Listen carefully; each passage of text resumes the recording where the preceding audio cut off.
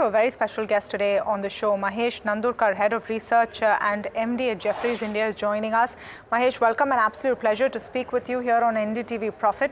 And what a great time to have you on, when we have so much, I would say, not just speculation, guesswork, educated guesses on what we're going to see on June 4th and on.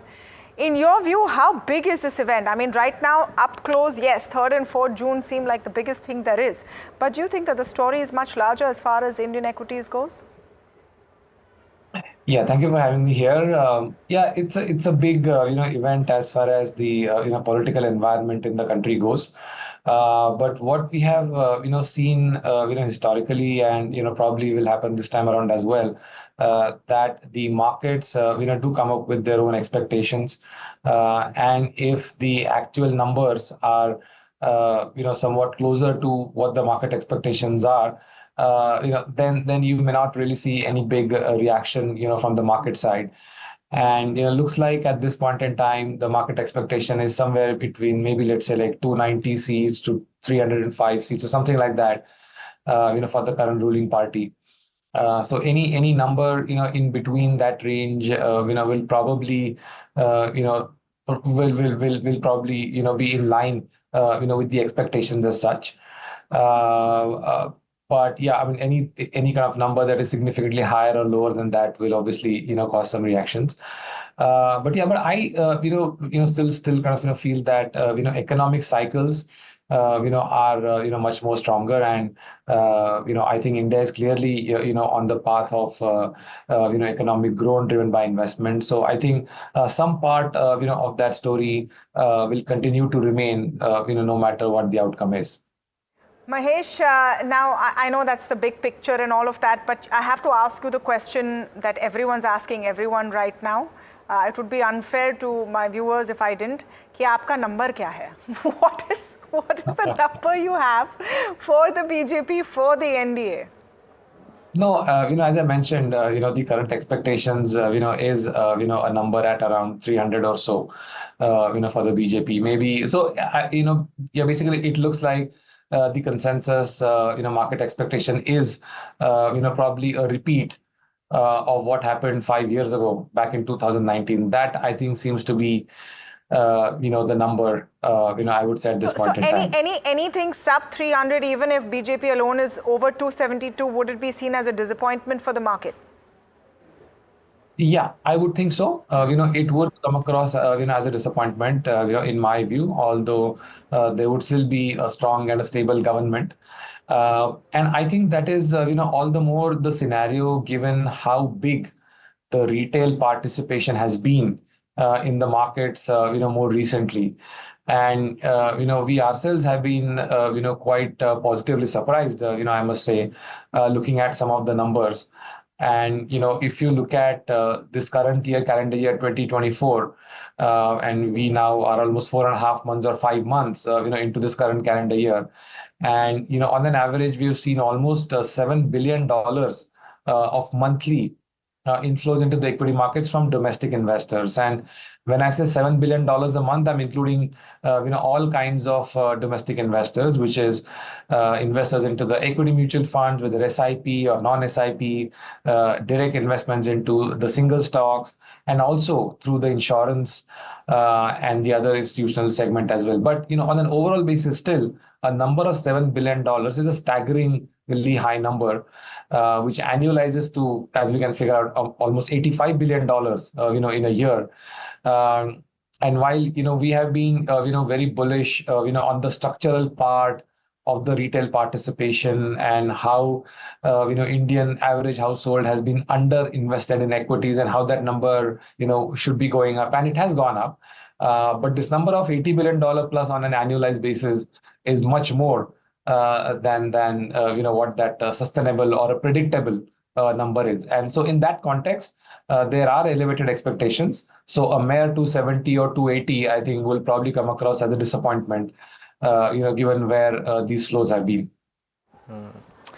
Mahesh, good afternoon, Neeraj here. And, we borrowed the lovely note that you wrote on these flows and did a small piece today on the morning on our shows as well. Very, very good insights, including the fact that It's split so evenly between the predictable flows and the the unpredictable flows, if you will. Just one question, Mahesh, on this before I come to other topics. I heard you say that so this below 300 number, if it's a disappointment, would it be a flash disappointment because you need 270 to run the government per se? So would it be a flash disappointment or could it be a longer term disappointment? Part one. Part two of my question: if the numbers are much higher than what is budgeted for now, does it give a further impetus to an already expensive market? Yeah, so if you just look at it from a pure economic outlook perspective, I think what the markets really need or what the investors are looking out for is a stable government with stable and predictable policies over the next 5 years. And you get that even with 270 or 290 or even 330 or whatever that number might be. But I think what the investors or the market is looking at is also a continued thrust towards the investments or the capex program. And I think if the numbers are closer to 270, 280 or something like that, I believe that certain segments of the investors will begin to think that the government might actually reshuffle the balance, maybe a little bit away from the capex focus that it has been, and maybe kind of becomes a little bit more populist. So those are the kind of small shifts that could happen in the government policies. And as I said, it doesn't really change in any meaningful way the longer term structural story of an investment cycle, the property cycle, and so on. But can cause some of the market investors to believe that maybe the pace of capex improvement, property cycle improvement, etc., might slow down. So yeah, that could be the worry. Noted. Mahesh, the other aspect is two things that have happened. One, the RBI bonanza that came in, and what does that do to either capex spend or maybe even fiscal consolidation? And two, on that, right, S&P's outlook changed today, if you will, and how big a factor could that be over the course of the near term? Yeah, I think both are macro positives. Although the first one is much more tangible and much more quantifiable, which is the money flowing in from the RBI. And the additional number coming in from the RBI is roughly 40 bips of GDP. And that's a reasonable leeway that the government has to decide in which direction that they want to spend that money on. Obviously, one sort of possibility is that the government could use that money to reduce the fiscal deficit even more than what has been projected. Or maybe the government decides to spend it, and maybe they decide to spend it maybe equally between the capex and the non-capex parts. There are lots of ways in which the government could utilize that, and I think higher the number of seats, higher will be the probability, in my view, that a large part of this additional RBI bonanza goes towards the capex side, the infra side, and something that the stock market investors would really like to see. So I guess so my sense is that the government may not necessarily take all these savings into the fiscal deficit and would rather spend it, rather than use it for fiscal deficit reduction over and above what has already been proposed in the February budget. But anyway, we are maybe like a month or so away from that event, so we'll see what the new government has to say about that. So that is a much bigger factor in my view. S&P, rating, yes, that's a positive for sure. But I think, from a more tangible perspective, the other, things to look at will be the index inclusion of India, right? We've already seen two global agencies adding India into the emerging market debt, emerging markets of debt indices. So that is already driving some kind of incremental flows in onto the debt side. Maybe this S&P thing, adds a little bit more to that. Which means that it's a good news for the currency outlook perspective. Rupee has already been quite a stable currency and like one of the best performing emerging market currencies year to date. And these developments will mean that currency will remain stable, which should help sort of pull in more flows, because stable currency would mean that rupee returns will equalize the dollar returns. Mahesh, I just want to come back for a second to, and I think you partly spoke about it in your previous answer, but just this point about why do you see the risk of domestic flow reversal? You say that that risk is rising in your note, and yes, perhaps some of it may be linked to the election outcome, but is there more to it? Is it only a political risk? Is it a taxation risk on derivatives? And if you could just elaborate on that bit, because the domestic flows, I would say, is what has been fueling the markets, even when FIIs have not been coming in. Yeah, true. No, so for the longest period of time, we've been, very, very, felt very strongly about this whole theme, about the domestic money coming into the markets, and that's one of the key reasons why, while the Indian market appear expensive, but that high multiples are going to sustain because, of the domestic flows. But I believe that, maybe a number of around 40 to 50 billion dollars per year of domestic money coming to the market appears to be more sustainable. That also roughly equals, about say 10% or so of financial savings, about 5% or so of of total savings, and which is a number that seems to be kind of broadly in line with where the other emerging markets are, and still somewhat lower than the developed world, but yeah, but developed world is developed world.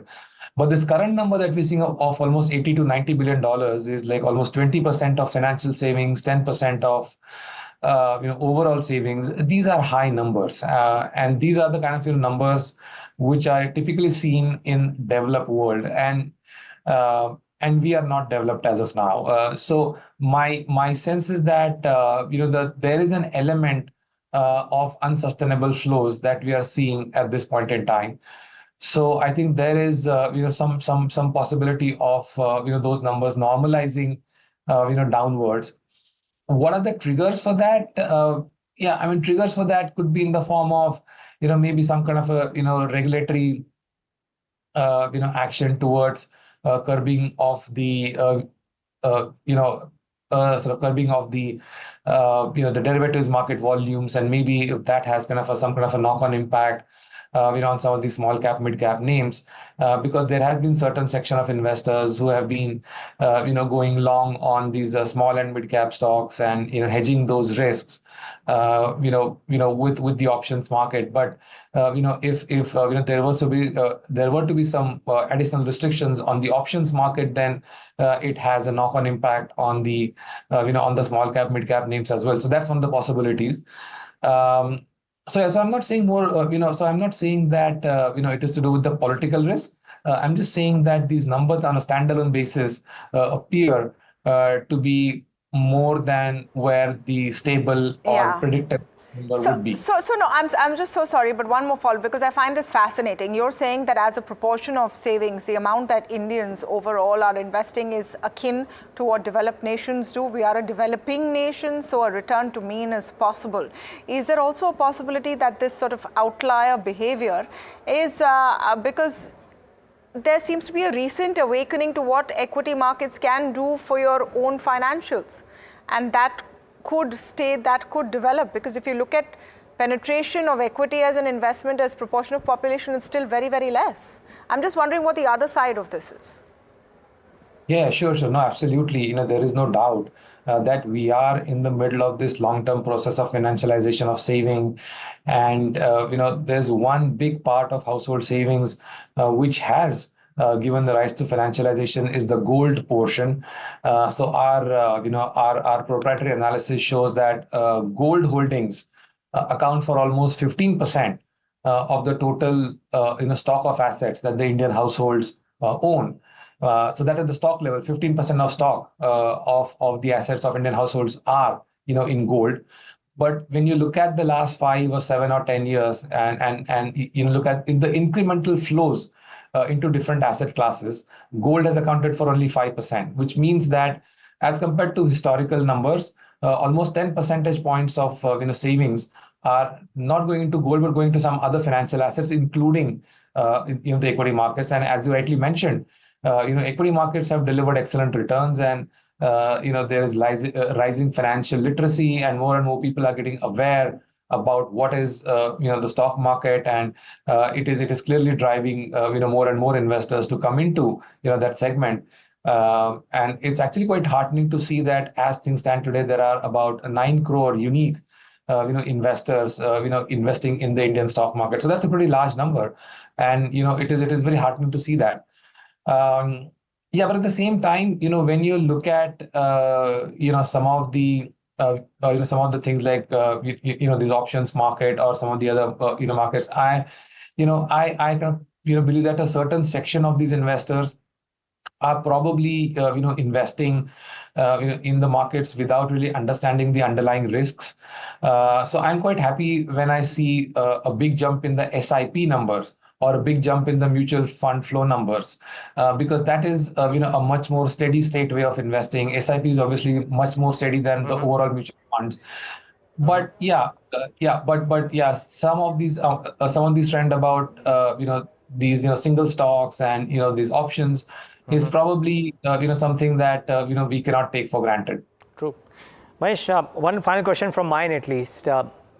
Assuming that the election verdict is what the market would like, what would be your top overweight stance, not just from a next 6-month to 12-month perspective, if you want to give a longer term one, then even that? Yeah, so from a longer term perspective, I continue to believe that the key change in the economic drivers, driving the GDP growth has changed, from the earlier primarily consumption-driven factors to now more investment-driven factors. And the best way to play that through the stock market would be, overweighting the real estate, sectors and the allied sectors, associated with the housing boom. The second, I would still highlight as the power and utilities, because that is still, the sort of place where, there's a considerable, gap in terms of demand supply, and likely to stay that way for the next few years to come. So yes, power utilities is the second area. And the third, I would say is the industrial stroke manufacturing. So these three are still the sectors that I would overweight, from the longer term perspective. We still like the state-owned enterprises, the PSU story. We still, like select names, in the PSU banks and some of the oil names and, the mining names, etc. So that is still a story that I would like to own, from a longer term perspective as well. Obviously certain banks, look quite interesting. But I would still definitely make that statement, that what has necessarily worked in the last 10 years, we cannot really take it for granted that the same kind of stocks and high quality names and high ROE names will continue to perform in the next 5 to 10 years, because the risk appetite in the economy has gone up, has changed, and the sectors that are benefiting from that are not the ones that benefited in the previous 10 years when there was an element of risk aversion in the economy, not the stock market, the risk aversion in the economy, which was evident in the NPL cycle in the banks, which was evident in the in the debt to equity levels of the Indian corporates going down. All that is reversing as we speak, and therefore the four sectors that I identified, I think are still the best way to bet from a longer perspective. So long term is always exciting, Mahesh, but again, viewers will not forgive me if I don't ask you, where do you see the Nifty at the end of this calendar year, end of 2024? So many numbers doing the rounds. Once we have elections, etc., out of the way, first budget post the government swearing in, where do you see, what is your internal Nifty number for December 2024, end of December 2024? Yeah. So end of December 2024, on the Nifty side, or, let's say from the next, 12-month perspective, I would still think that, Nifty, the large cap, index, will give you double-digit returns. So I'm still expecting anywhere between 12 to 14% return over the next 12 months, from the large cap Nifty. But obviously for mid caps and small caps, I think, we've seen huge gains already. and maybe the mid cap, small cap returns probably toned down as compared to what we've seen in the last last 12 months to a much more kind of moderate, maybe a similar kind of a 10% kind of a number for the mid cap, small caps as well. Nifty number, where do you think the Nifty will be at the end of the year? Yeah, I mean, Nifty right now is about 22,700 or so. And as I said, we can do the maths. I'm looking at almost about a 12% kind of a number. So 12 months down the line, so we're talking about in May 2025, will probably be somewhere around 25,000, I would say. All right. So May 2025, Nifty at 25,000 is a projection by Mahesh Nandurkar, Head of Research and MD at Jefferies India. Fantastic chatting with you, Mahesh. We hope to have the opportunity to speak with you once again soon. So that's a fairly optimistic outlook, I would say, Neeraj, all things considered. Yeah, and identifying themes for us and more.